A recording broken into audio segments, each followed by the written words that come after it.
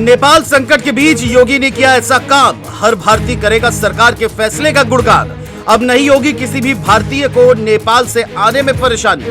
नेपाल में इस वक्त जो हालात हैं उसने सबको परेशान कर रखा है। राजधानी काठमांडू से लेकर छोटे कस्बों तक विरोध प्रदर्शन हिंसक हो चुके हैं। पथराव की घटनाएं सामने आई हैं। इन घटनाओं की तस्वीरें भारत तक पहुंच रही हैं और सबसे ज्यादा चिंता उन भारतीय नागरिकों को लेकर है जो नेपाल में फंसे हुए हैं। इनमें छात्र, व्यापारी, पर्यटक और श्रद्धालु शामिल हैं। परिवार अपने प्रियजनों की चिंता में परेशान है कि वे सुरक्षित घर कब लौटेंगे। इस बीच योगी आदित्यनाथ ने बड़ा फैसला लिया है। उन्होंने स्थिति की गंभीरता को तुरंत समझा और बिना देरी किए ठोस एक्शन प्लान लागू कर दिया है। योगी का यह कदम दिल्ली से लेकर भारत नेपाल बॉर्डर के इलाकों तक चर्चा का विषय बना हुआ है, क्योंकि इसमें नागरिकों की सुरक्षा को सर्वोच्च प्राथमिकता दी गई है।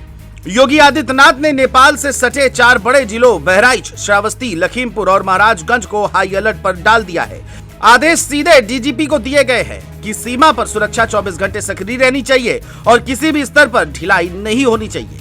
इसके बाद तुरंत एक्शन शुरू हो गया। सीमावर्ती जिलों में अतिरिक्त पुलिस बल तैनात कर दिया गया, गश्त बढ़ा दी गई और चेकिंग पॉइंट्स पर जवान पूरी सतर्कता के साथ तैनात हैं। आने जाने वाले हर वाहन और व्यक्ति की सख्ती से जांच की जा रही है। संदिग्ध गतिविधियों पर नजर रखने के लिए ड्रोन कैमरे लगाए गए हैं ताकि किसी भी स्थिति पर तुरंत काबू पाया जा सके।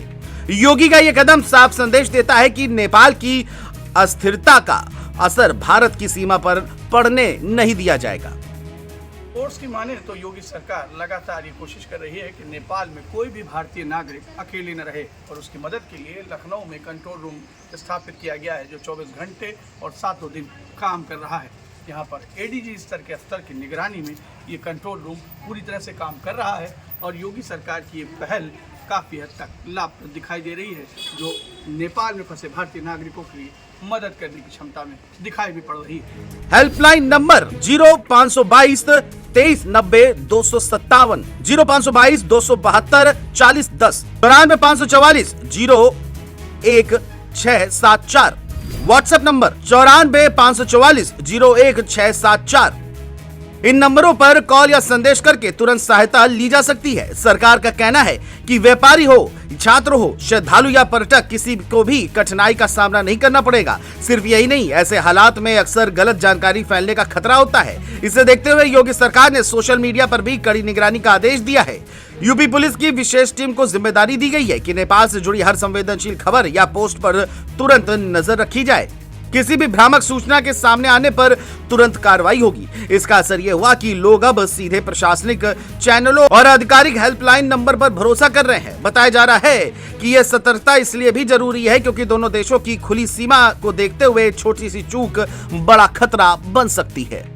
ऐसी खबर है कि सीएम योगी नेपाल मामले पर पूरी नजर रखे हुए हैं, 24 घंटे और पल पल की निगरानी रख रहे हैं, अधिकारियों से बातचीत कर रहे हैं और पूरे मसले पर अपनी नज़र बनाए हुए हैं।